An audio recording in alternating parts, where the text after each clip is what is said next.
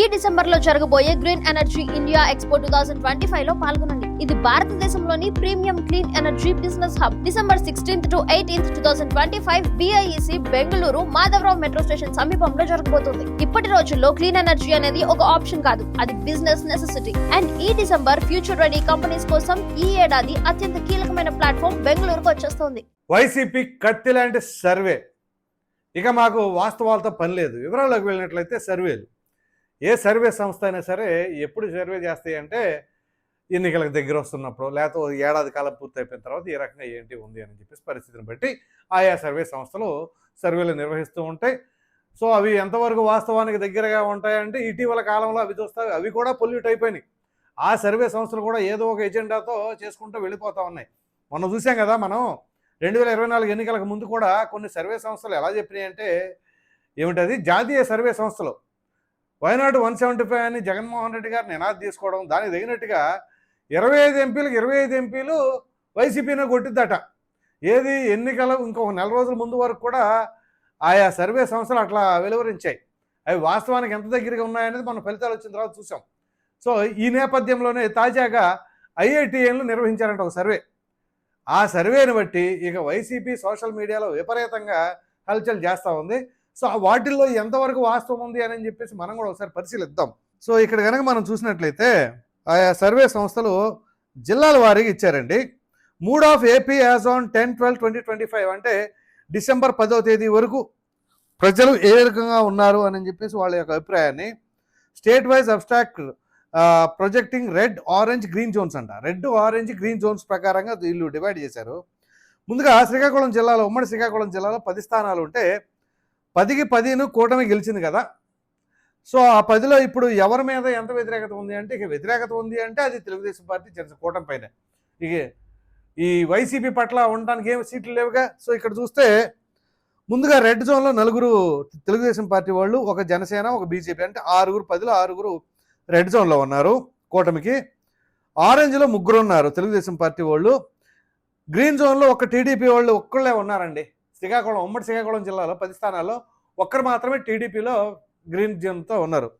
ఇక విజయనగరం వచ్చేసరికి మొత్తం 9 స్థానాల్లో టీడీపీలో 5 red zone, 1 Janasena red zone, ఆరెంజ్లో ఎవరు ఏమి లేరు, 3 మాత్రం గ్రీన్ జోన్లో ఉన్నారు. ఏది, టీడీపీకి విజయనగరం జిల్లాలో.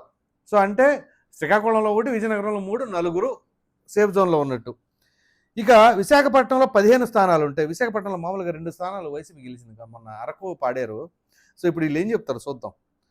విశాఖపట్నం 15 స్థానాల్లో 3 స్థానాలు తెలుగుదేశం పార్టీ రెడ్ జోన్లో ఉండగా 2 జనసేన రెడ్ జోను, బీజేపీ వాళ్ళు ఎవరు లేరు. ఆరెంజ్లో 3 టీడీపీ వాళ్ళు, 2 జనసేన వాళ్ళు, 1 టీడీపీ వాళ్ళు గ్రీన్ జోన్లో ఉన్నారు. గ్రీన్ జోన్లో జనసేన వాళ్ళు ఒక్కడు కూడా లేరు. బీజేపీ వాళ్ళు ఒకళ్ళు గ్రీన్ జోన్లో ఉన్నారు. వైసీపీలో 2 గ్రీన్ జోన్లో ఉన్నారంటో. వీళ్ళు గెలిచిన 2కి 2 గ్రీన్ జోన్లో ఉన్నారంట. ఎరగదీశారు అంతే, అందుకే సర్వే మాత్రం. ఇక దాని తర్వాత ఈస్ట్ గోదావరి 19 స్థానాలు ఉంటే అందులో 7 టీడీపీ వాళ్ళపైన రెడ్ జోను, 7 టీడీపీ వాళ్ళు, 2 జనసేన రెడ్ జోను. బహుశా అందులో పవన్ కళ్యాణ్ ఉన్నారంటారేమో. బీజేపీ కూడా ఒకళ్ళు రెడ్ జోను. ఇక ఆరెంజ్లో 5 టీడీపీ వాళ్ళు రెడ్ జోను, 1 జనసేన వాళ్ళు ఆరెంజ్. ఇక గ్రీన్ జోన్కి వచ్చేసరికి ఈస్ట్ గోదావరిలో వైసీపీ వాళ్ళు ఎవరు లేరు కాబట్టి మరి వీళ్ళు ఏం చేశారంటే ఇక్కడ 2 టీడీపీ వాళ్ళు, 1 జనసేన వాళ్ళు గ్రీన్ జోన్లో ఉన్నారండి, మొత్తం 3. ఇక వెస్ట్ గోదావరికి వచ్చేసరికి 15లో అందులో కూడా వైసీపీకి ఏమి లేవు కాబట్టి వీళ్ళు అసలు కూటమికే చెప్తారు. 3 టీడీపీ వాళ్ళు రెడ్ జోను, 4 జనసేన వాళ్ళు రెడ్ జోను. ఏది, వెస్ట్ గోదావరిలో. ఇక టీడీపీ వాళ్ళు 2 ఆరెంజ్, 2 జనసేన వాళ్ళు ఆరెంజ్, 4 టీడీపీ వాళ్ళు గ్రీన్ జోన్. బా సూపర్. వెస్ట్ గోదావరిలో 4 టీడీపీ వాళ్ళు గ్రీన్ జోన్ అంట. బహుశా నాకు తెలిసి వీళ్ళు ఎట్లా ఎత్తున్నారంటే 2019 ఎన్నికల్లో టీడీపీ వాళ్ళు గెలిచారు చూసారా, అలాంటి వాళ్ళని ఏరుకొని పెట్టినట్టు ఉండరు. భలే తెలివిగల వాళ్ళు వీళ్ళు. నెక్స్ట్ కృష్ణా జిల్లా, ఉమ్మడి జిల్లాలో 16 స్థానాలు ఉంటే టీడీపీలో 6 నెగిటివ్ రెడ్ జోను, జనసేన వాళ్ళు లేరు కాబట్టి 0, బీజేపీ వాళ్ళు ఒకళ్ళు రెడ్ జోన్లో ఉన్నారు. ఇక ఆరెంజ్ జోన్లోకి వచ్చేసరికి 6 టీడీపీ ఎమ్మెల్యేలు ఆరెంజ్లో ఉన్నారు, 1 టీడీపీ ఎమ్మెల్యే మాత్రం green zone, 1 Janasena party MLA మాత్రం గ్రీన్ జోన్. బహుశా మండలి బుద్ధప్రసాద్ ఏమో అక్కడ. ఆ? ఇక బీజేపీకి ఒకరు గ్రీన్ జోన్ వచ్చారండి. మరి సుజనా చౌదరి లేకపోతే కామినేని ఎవరి మీద మరి. ఇక దాని తర్వాత గుంటూరు జిల్లాలో 17 స్థానాలు ఉంటే 9 పైన 9 తెలుగుదేశం పార్టీ వాళ్ళు రెడ్ జోను, ఒక జనసేన రెడ్ జోను, ఒక జనసేన రెడ్ జోన్ అంటే బహుశా నాదెండ్ల మనోహరేనేమో వీళ్ళు అనేది. దాని తర్వాత 3 టీడీపీ వాళ్ళు ఆరెంజ్ జోను, 5 టీడీపీ వాళ్ళు గ్రీన్ జోన్కి ఇచ్చారండి. బహుశా లోకేష్ ఉన్నారో లేరు అందులో. ఇక ప్రకాశం జిల్లాకు వచ్చేసరికి 12 స్థానాల్లో 5 టీడీపీ వాళ్ళు రెడ్ జోను, ఒక టీడీపీ ఆరెంజ్ జోను, ఒకరు ఆరెంజ్ జోను, 4 టీడీపీ వాళ్ళు గ్రీన్ జోన్లో ఉన్నారండి. అది పరిస్థితి. 5 ఒకరు మాత్రం టీడీపీ వాళ్ళు ఆరెంజ్ జోన్లో ఉంటే 4 పాజిటివ్గా ఉన్నారు, బాగానే ఇచ్చారు. 2 వైసీపీ వాళ్ళు గ్రీన్ జోనేనండి. బ్రహ్మాండం అసలు ప్రకాశం జిల్లాలో. ఎందుకంటే దర్శను, ఎర్రగొండపాలెం చంద్రశేఖరం వీళ్ళిద్దరూ బ్రహ్మాండంగా గ్రీన్ జోన్లో ఉన్నారు. మాట్లాడదాం.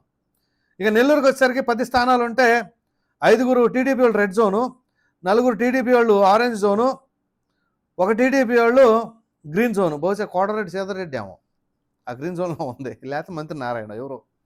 ఇక పేర్లు ఉండవు, ఊర్లు ఉండవులే. ఇక కడపకు వచ్చేసరికి 10 స్థానాల్లో 4 టీడీపీ వాళ్ళు రెడ్ జోను, ఒక జనసేన రెడ్ జోను అంటే రైల్వే కోడూరేమో, ఒక బీజేపీ రెడ్ జోను అంటే జమ్మలమడుగేమో అది. దాని తర్వాత ఒక్కరు మాత్రం టీడీపీలో గ్రీన్ జోన్ వేసారండి కడపలో, భలే వేసారు. 3 వైసీపీ వాళ్ళు గ్రీన్లో ఉన్నారు కడపలో. అంటే వైసీపీలో ఎక్కడ ఏమి యాంటీ ఉండదు, బ్రహ్మాండంగా వాళ్ళందరూ ఎర్రదీశారు. ఇక కర్నూలుకు వచ్చేసరికి 14 స్థానాల్లో 7 టీడీపీ రెడ్ జోను, ఒక BJP red zone, 4 TDP orange zone, 2 YCP green zone. Super. అనంతపూర్కి వచ్చేసరికి 14 స్థానాల్లో 8 మంది టీడీపీ వాళ్ళు రెడ్ జోను, ఒక బీజేపీ రెడ్ జోను అంటే ధర్మవరం ఏమో, 2 టీడీపీ వాళ్ళు ఆరెంజ్ జోను, 2 టీడీపీ వాళ్ళు గ్రీన్ జోను. అనంతపూర్లో మరి వైసీపీ లేదు కాబట్టి 0-0. ఇక చిత్తూరు 14 స్థానాలు ఉంటే 7 టీడీపీ రెడ్, ఒక BJP red, 3 TDP orange, 2 TDP green, 2 YCP green. ఇది వాళ్ళ పరిస్థితి. ఇక మొత్తం మీద చెప్తే 175 స్థానాలకు కాను 73 మంది టీడీపీ వాళ్ళు రెడ్ జోన్లో ఉన్నారు, 12 మంది జనసేన వాళ్ళు రెడ్ జోన్లో ఉన్నారు, 7 బీజేపీ వాళ్ళు రెడ్ జోన్లో ఉన్నారు. అంటే ఒక్కళ్ళే గ్రీన్ జోన్లో ఉన్నారు. బీజేపీ గెలిచింది 8 స్థానాలేగా. ఇక ఆరెంజ్ జోన్లో 36 మంది ఉన్నారండి టీడీపీ వాళ్ళు, జనసేన వాళ్ళు ఒక 5 ఉన్నారు. ఇక గ్రీన్ జోన్లో చూద్దాం, ఇది సూపర్. టీడీపీ వాళ్ళు 27, జనసేన వాళ్ళు ఒక 2, బీజేపీ ఒక 2, వైసీపీ మాత్రం 11కు 11 గ్రీన్. అంటే 31 స్థానాల్లో వీళ్ళు కూటమి వాళ్ళు ఉన్నారు, ఈ 11 స్థానాల్లో వైసీపీ వాళ్ళు ఉన్నారు గ్రీన్లో. ఇక మిగతాది రెడ్ అంటే పోతాయి అని. ఇది ఎలా ఉందంటే వైనాడు 175 వ్యవహారం ఉంది కదా, ఈ వైనాడు 175కి ఏమాత్రం తగ్గట్లా వీళ్ళు. అసలు ఏ కేటగిరీలు చేశారు, దేని మీద చేశారు, ఏ ప్రశ్నలు ఉత్పన్నమైనవి, ఎవరెవరిపైన ఎందుకు వ్యతిరేకత ఉంది, ఇవన్నీ ఏమైనా ఉన్నాయా? ఇవేమి లేవు. కానీ 31 స్థానాల కూటమి, 11 స్థానాల్లో గ్రీన్ జోన్ అంటే. ఎందుకని వీళ్ళు అసెంబ్లీకి వెళ్ళారు కదా, బ్రహ్మాండంగా ప్రజల తరఫున మాట్లాడారు వీళ్ళు. ఈ 11 మంది, అసలు 11 మంది ఎమ్మెల్యేల పేర్లు సరిగ్గా తెలిసి ఎవరెవరని మహా చెబితే జగన్మోహన్ రెడ్డి ఒకడు, ఇంకా పెద్దిరెడ్డి రామచంద్రారెడ్డి, వాళ్ళ తమ్ముడు ద్వారకానాథ్ రెడ్డి, ఇలా 3.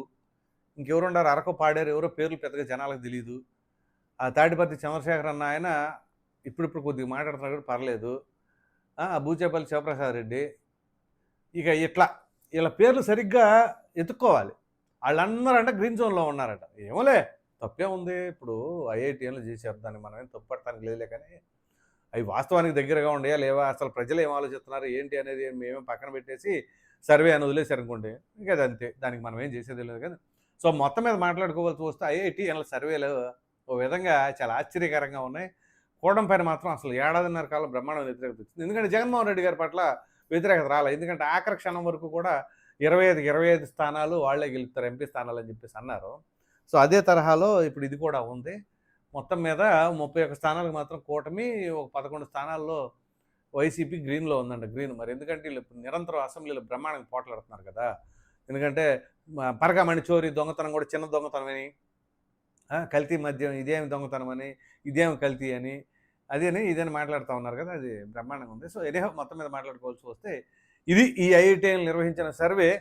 అదే అందుకని కత్తి లాంటి సర్వే అని అన్నదాను దాని తర్వాత వాస్తవాలతో మనకు సంబంధం లేకుండా ఉండదని. సరే మీరేమనుకుంటున్నారు ఈ సర్వే పైన ఖచ్చితంగా కామెంట్ సెక్షన్లో తెలియజేయండి. Thank you.